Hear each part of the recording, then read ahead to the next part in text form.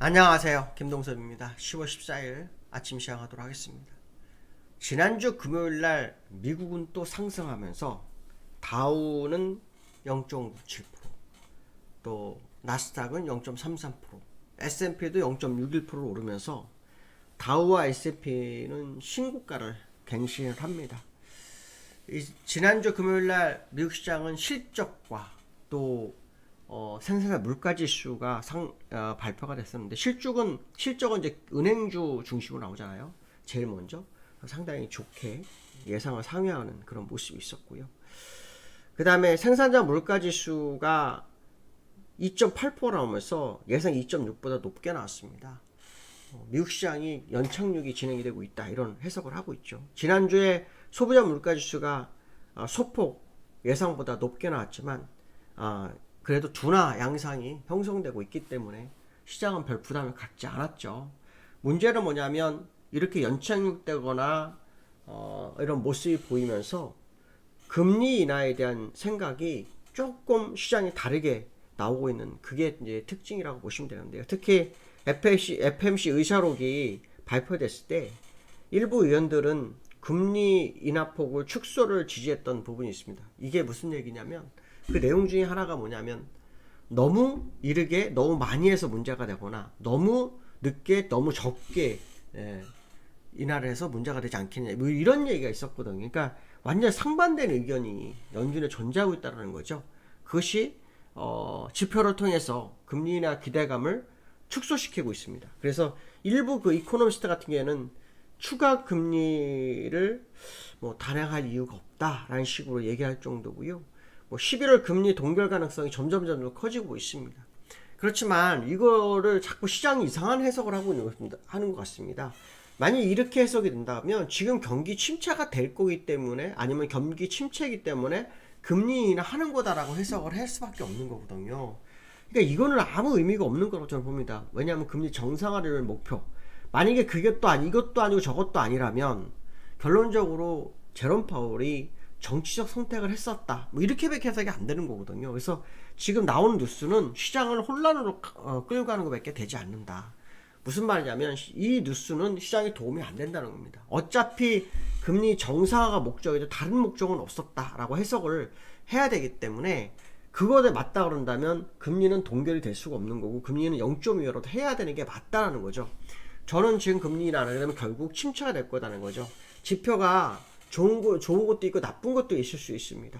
근데 이제 고용도 증가하고 뭐 생산자 물가가 증가하니까 이제는 금리를 추가로 내릴 필요가 없을 것 같다, 뭐 이런 식으로 생각하는 것 같은데요. 제가 볼 때는 잘못된 판단입니다. 금리 정상화 굉장히 늦었고요. 빨리 안 가면 정말 문제가 될 겁니다. 그 시기가 바로 눈에 보이진 않지만 일어나기 시작하면 한 번에 일어나는 게 시장이거든요. 예전에 서프라 모기 때도 그랬습니다.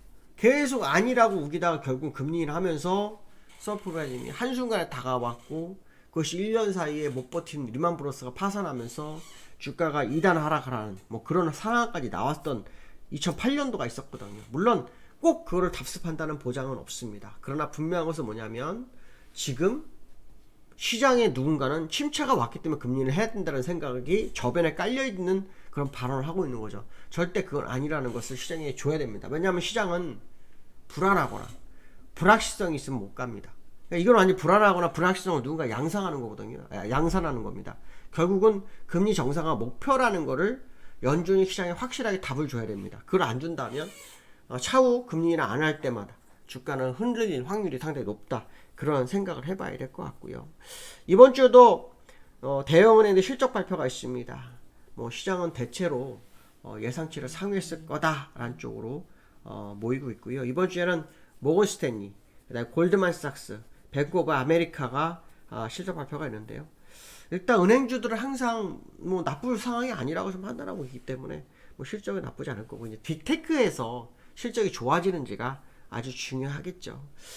일단 중동의 이스라엘과 또 뭐 이란과의 어떤 지정학적 리스크, 이게 더 확전은 되지 않고 있지만 이로 인해서 10년물 국채금리는 7월 말 이후로 거의 뭐 4%대를 살짝 넘어서 있는 상태입니다.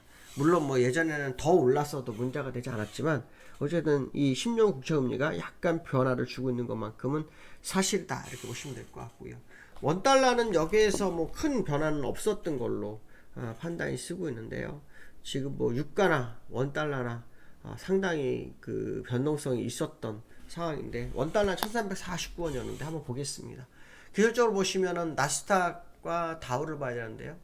다우는 지금 신고가 갱신했죠. 뚫었습니다. 제가 아마 44,000까지는 넣는다 라고 지난번에 한번 말씀드렸었는데, 지금 42,800까지 왔죠. 그러니까 한 2,000포인트 정도, 1,200포인트 남았는데, 그게 이제 시간이 흐르면 약간 더 차이가 더 생길 수 있다라는 정도로 해석을 하시면 되고요.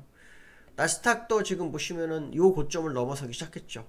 요 고점을 넘어서기 시작했기 때문에 이 부분이 시장에 반영을 얼마나 하는지 이제 상당히 중요할 거다 이렇게 보시면 될 것 같고요.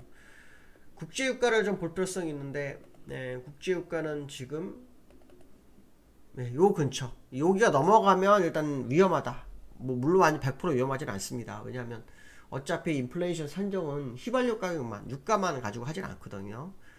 대부분 이제 하는 것 중에 뭐가 있냐면 음식료 뭐 이런 것도 따져보죠. 주거비 그게 상당히 큽니다. 그래서 넘어갔을 때 다른 것도 안 좋으면 문제가 되겠지만, 그렇지 않다면 이제 일단 뭐 큰 문제가 없지 않겠냐 이런 해석을 해야 될 것 같고요. 환율은 여기서 1349원에 끝났습니다.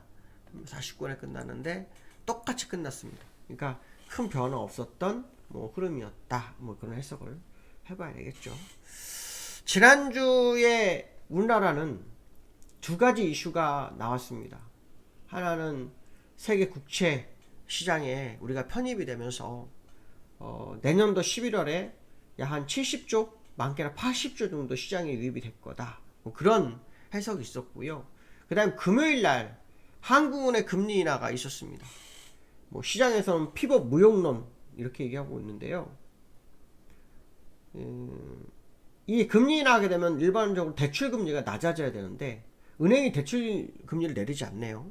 그러니까 이 정도 금리 인하라서는 소용이 없다, 뭐 이런 의미를 부여하나요? 그러다 보니까 뭐 시장에서는 인하한 것이 인하할 거에 대한 선반영이 이루어진 거 아니냐, 뭐 이런 얘기, 뭐 가계 대출이 지금 뭐 제2금융권으로 몰릴 수도 있지 않느냐, 뭐 이런 식으로 해석도 조금 있는 것으로 보입니다. 금리 인하 우리나라 상당히 늦었습니다. 사실 우리나라 금리 인하도 상승 이유가 되겠지만 금투세가 되게 중요합니다. 금투세가 아직 나오지 않았죠. 일단 유예 쪽으로 가닥을 잡을 발표를 안 하고 있습니다. 아마 10월 선거를 보려고 하기 때문에 10월 17일 이후로 아마 답이 나올 겁니다. 이번 주 이후에. 왜냐면 선거에서 이기면 뭐 괜찮네 라고 생각할 거고요. 제 생각에 선거에서 많이 지면은 이거 빨리 안 하면 위험하겠구나 이런 생각 하지 않을까 생각도 듭니다. 물론 뭐 누구도 답을 알 수 없는 부분이지만, 제가 볼 때 민주당에서 계획하는 것은 다가오는 정책이라든가 행사 뭐 이런 걸 따져보지 않겠습니까? 이번 주에 보선이 있어요. 보선에서의 결과를 좀 보지 않을까, 그런 생각도 좀 드는데요. 금투세를 안 하면 시장이 쉽지 않을 수 있습니다. 특히 삼성전자가 계속 방향성 잃어가고 있는 모습이 있는데요. 삼성전자가 어떻게 되는지 봐야 되겠죠. 코스피가 계속해서 횡보 중에 있습니다. 횡보 중에 있는데요. 참 어렵습니다. 그렇죠? 근데 이제 문제는 뭐냐면 삼성전자가 발목을 잡은 게 문제죠. 삼성전자가 계속해서 약세의 흐름을 좀 가지고 있는데요. 삼성전자가 저는 하락 이격이 없다고 보거든요. 하락 이격이 없다는 것은 삼성전자 올라갈 수 있다라는 거 해석이 되기 때문에 오늘 뭐 삼성전자 흐름을 좀 보셔야 될 것 같고요. 특히 윗끌림 만기가 또 있습니다. 우리나라는 만기가 시장을 망친다라는 제가 표현을 한번 몇 번 쓴 적이 있었는데, 이 만기가 문제가 되죠. 만기가 또 주가를 뭐 원웨이로 못 가고 변동성을 바라보게 하는 그런 수도 있거든요. 지금도 삼성전자 요 모습이 있지만 일단 어떤 흐름이 나오는지는 지켜봐야 될 것 같습니다. 오늘 여기까지 하겠습니다. 감사합니다.